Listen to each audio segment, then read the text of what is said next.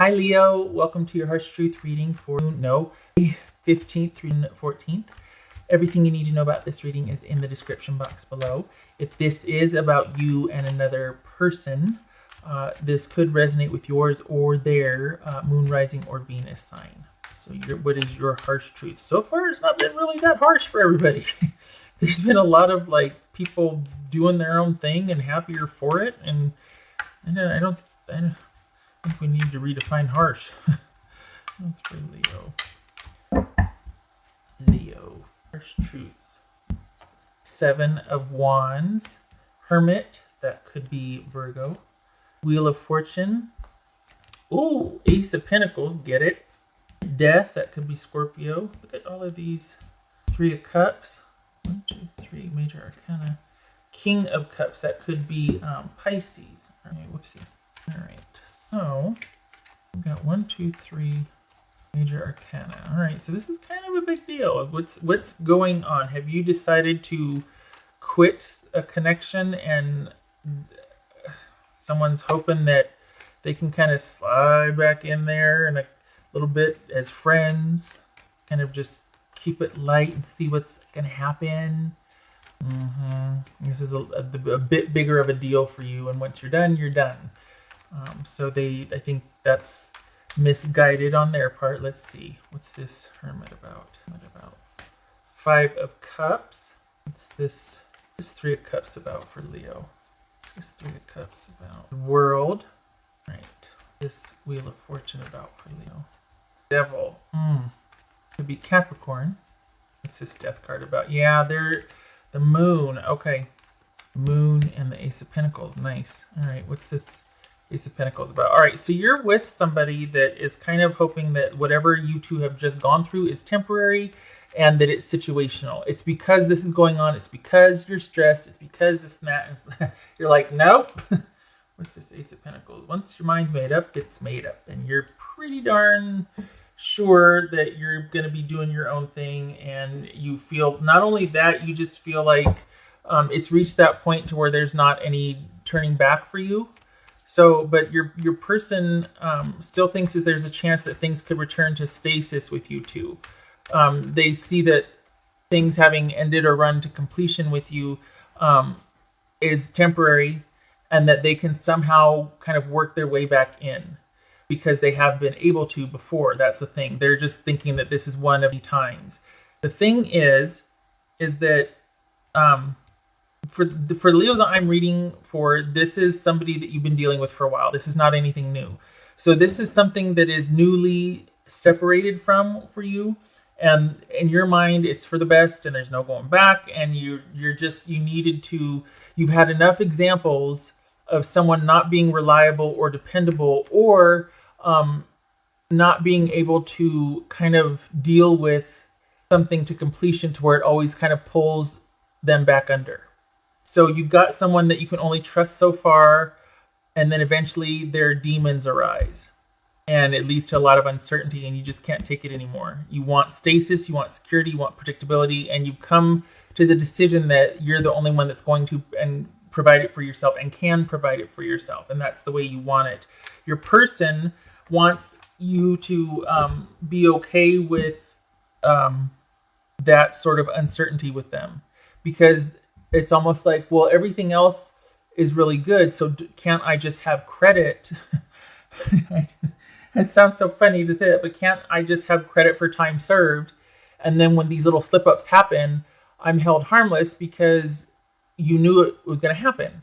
And can't you just accept that about me? Everything else is fine. And you're like, I really can't. I've tried. We're not here because this is the first shot out of the gate and I'm like gun shy or, trigger happy, 1 foot out the door, whatever you want to call it. My analogies are horrible.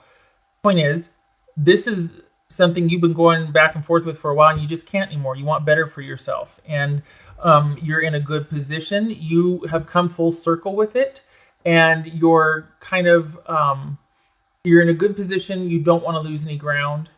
For the Leos that I'm reading for, though, it feels like that you're once again wanting to negotiate or barter with yourself, not with the person, but this person is definitely on your mind and you've been thinking about it.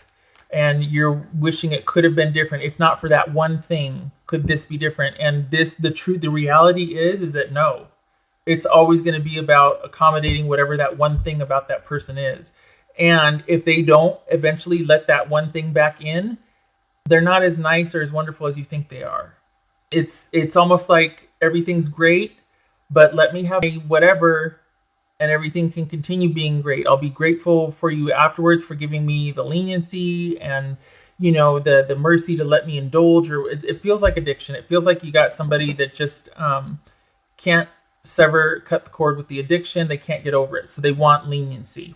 Like every 6 weeks I get to go use for a week or something, and I hate to be gross, but and you're just like, actually that's the whole, like, I can't. And the thing is, what if you had somebody that didn't have that leniency? How much progress would they make on recovering or resolving their own issues? Not much. In fact, things would get really ugly, because this is someone that's good because they can go use. This is someone that's good because they know in 4 weeks they're going to be able to get that hall pass. And I don't mean to be ugly or accusatory, but the reality of it is someone is good because they know they're going to get their prize. Not a good dynamic in a relationship, because relationships work. Everybody knows that. And this is someone that would rather use than do the work. It could be that they're at this point they're biologically dependent on it, if it's drugs, or it's just a nasty habit they're not willing to do the work to break. If it's not drugs, like maybe it's just a nasty habit, or an unhealthy dynamic that they're just not willing to confront. They're only willing to manage it so far, and then the reality is that you have to step in and manage it for them, or be okay with it. And you're not, and you shouldn't be.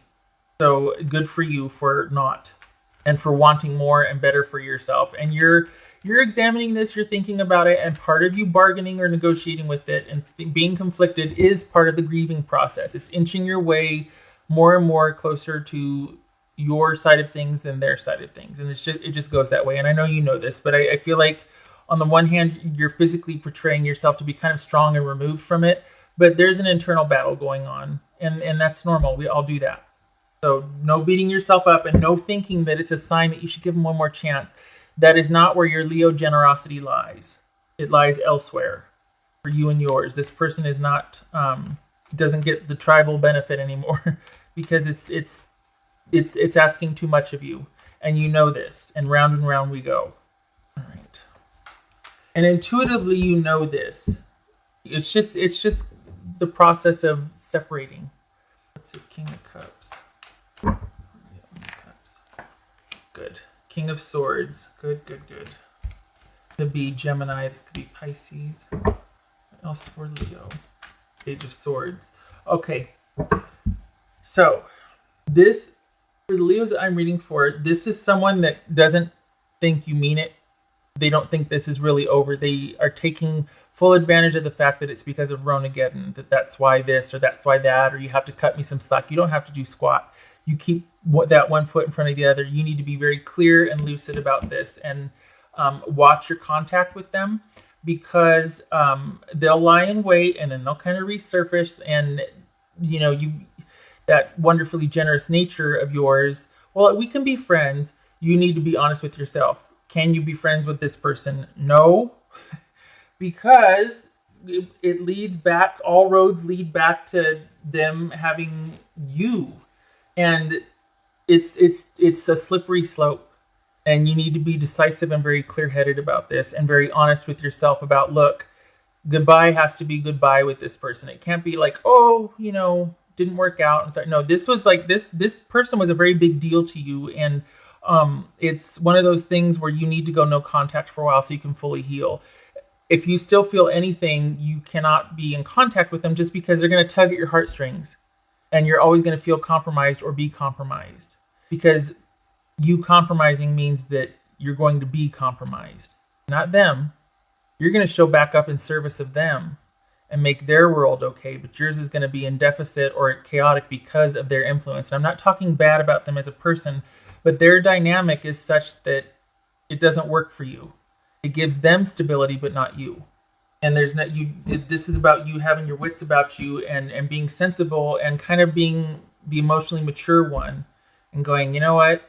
In theory, you would think we could be friends, but no, because that's always the gateway to you two ending back up together. It's just, I just want to see how you're doing. How are you? I'm fine. I will always be fine. I'm not doing this. You know how you can know that I'll always be fine? Because I took care of both of us before. So if I can do that, you have to know that I'll be fine. So you don't need to check up on me. I appreciate it, but it needs to stop here. I need to grieve and move on. And I hate to be like "Meow" about it, but that it feels like that's what's needed here, because this person will always kind of meander back in, just, hey, how you doing? You know how I'm doing. You know I will always be fine. I took care of both of us. Come on.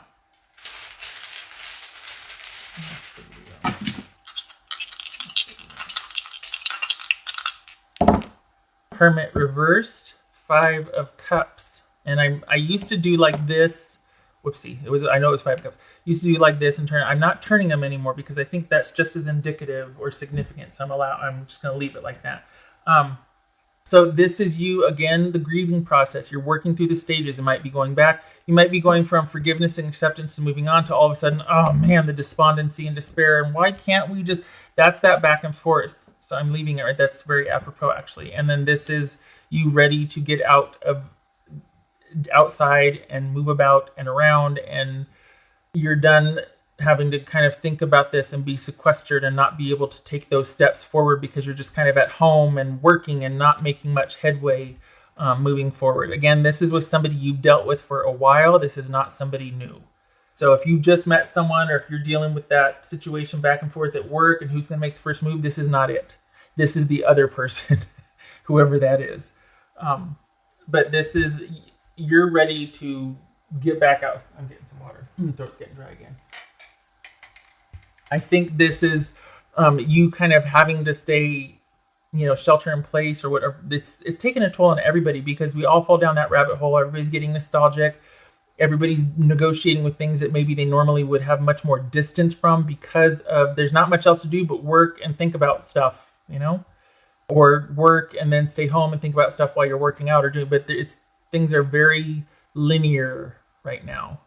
So this is you knowing that you need to be strong, but there's an inner battle going on. There's a little bit of conflict here. Doesn't mean you're not going to do the right thing. It just means that you're still projecting an air of not superiority. You know what I mean? An air of confidence, or you're still externally, you still, you're doing fine. It's just, you're thinking about it, but you know better. And it's part of thinking about it is the grieving. So don't doubt yourself. I don't think Leos have a problem with that, but don't feel like you should. That's the one. Don't should on yourself, because that's where, when you feel like, oh, what I should, the guilt, the duty, the honor, the obligation, What you should be doing is taking care of yourself like you are, and one foot in front of the other.